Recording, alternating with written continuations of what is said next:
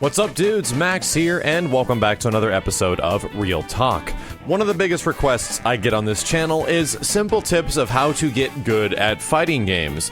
And I've made a few episodes in the past kind of discussing that, well, there is no extremely simple tip that'll just make you really good at a fighting game in a really short period of time. And one of the things I really wanted to talk about that some might not really grasp when it comes to, well, learning a genre that's kind of more difficult than almost any other genre out there, to pick it up and appreciate it would be persistence. And this is something that I have a lot of experience in. I didn't learn how to play fighting games from the comfort of my own home. I learned how to play these things in arcades, where your money was on the line each time as you were pressured to get good as quick as possible.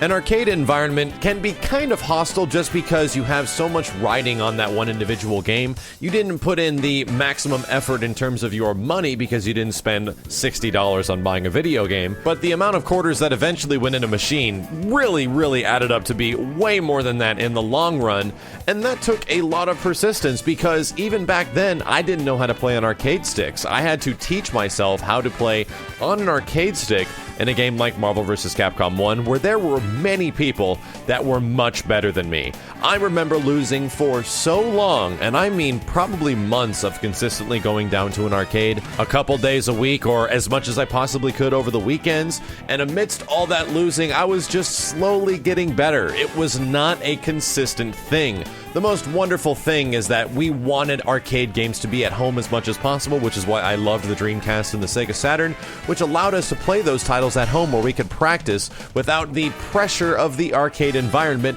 essentially getting good in the comfort of our own home and taking those skills to the arcade where it really mattered. Elements like this still apply even in modern day. I still see a lot of people that are pretty damn good at a single fighting game, and their skill set is kind of really attuned to that fighting game. Capcom players, especially with like the Street Fighter series, where they know there might be some other options in games that they would like to jump into, but there's an anxiety that you have to do it all over again. You have to go through the losing all over again, learning a brand new character, understanding what the heck you're supposed to do in the neutral game, all the little things that build up to make that fighting game that you totally understand with the thing you're familiar with are going to be tossed out the freaking window. You'll have your experiences, but those aren't really going to help you until you get the core game, which for some people can take quite a bit of time. And trust me, you might feel like your situation is kind of unique, where it's taking you a long time to understand how to play this game, and you're going to have huge slumps when you jump into something different than you're used to, but trust me, it happens to everyone, including myself. It's absolutely the nature of fighting games, and even I preferred sticking to the stuff that I really understood and was good at, but overall really started enjoying fighting games a lot more as I played a lot of different stuff and kind of pressured myself to understand them as quickly as possible. Get down to the roots and the basics of the things that I know that make fighting games the way they are, and apply that as soon as possible, because taking those losses is going to be difficult, so you have to start focusing on what you're doing, what you need to be doing, and what you can do in every situation where you're taking damage. But honestly, a lot of people don't want to do that. You just want to jump into a fighting game, hit some buttons, do some things, be a little flowcharty about yourself, and maybe get a victory. I completely understand. There's some nights where the entire mental process of playing a fighting game and really thinking about what you're doing every step of the way is just a little too much, and you just want to do something else, which is where I usually end up playing something different than a fighting game. But the satisfaction that comes from figuring things out, identifying what you're doing wrong, recognizing patterns in your enemy's game plan, and using that against them is some of the most rewarding things possible, which is what makes fighting games great. This entire story was provoked by a recent situation. I jumped back into Ultimate Marvel vs. Capcom 3 just recently. We're going to have some more videos on the channel of some recent match footage, because the last match footage that you might have seen on this channel, which wasn't that long ago, was from a single evening's play session back in the beginning of January. And the last time I played the game before that was around July of the previous year.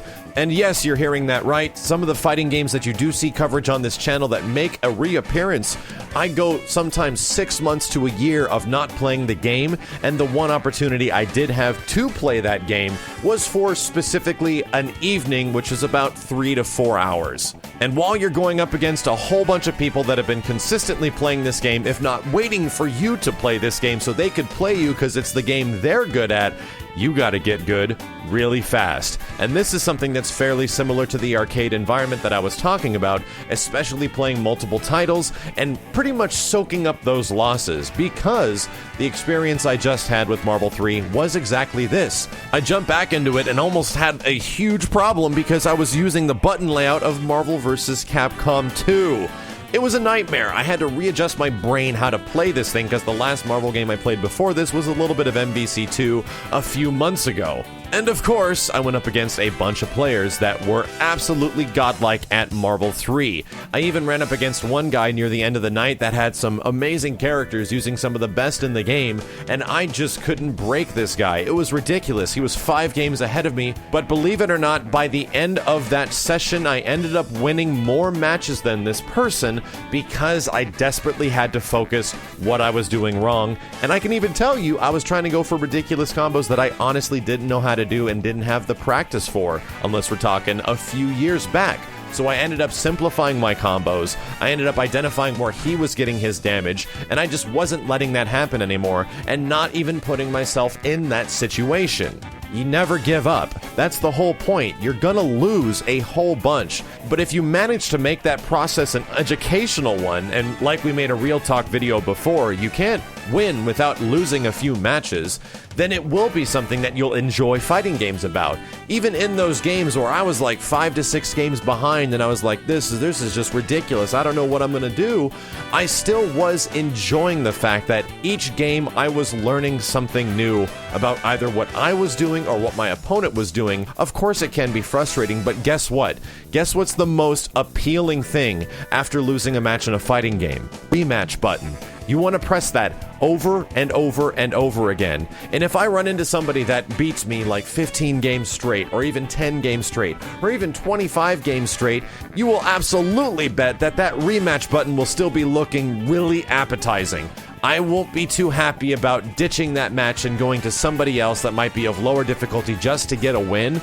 I'd prefer to stick it out with that one person. Sometimes on stream that isn't very entertaining, and I totally understand, which is why I ran a big set in Marvel with someone at the end of the evening, but really grinding it out and just accepting the fact that these losses are what makes fighting games fighting games. The challenge of identifying weaknesses in your opponent's game plan, and really, this is where it gets kind of tough, weaknesses in your own game plan. And that takes a little while to identify that stuff, but trust me, I totally understand when you guys don't want to deal with these kind of crazy grinding moments where you're just playing against a whole bunch of people and losing like crazy. I guarantee you, I've been in the same boat as you, and almost every time I jump back into a game like Third Strike or Ultimate Marvel 3, it's challenging every time, but it's also extremely satisfying at the end of that evening.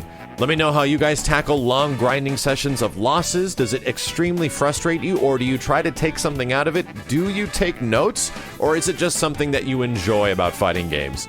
My name is Max, and I'll see you next time.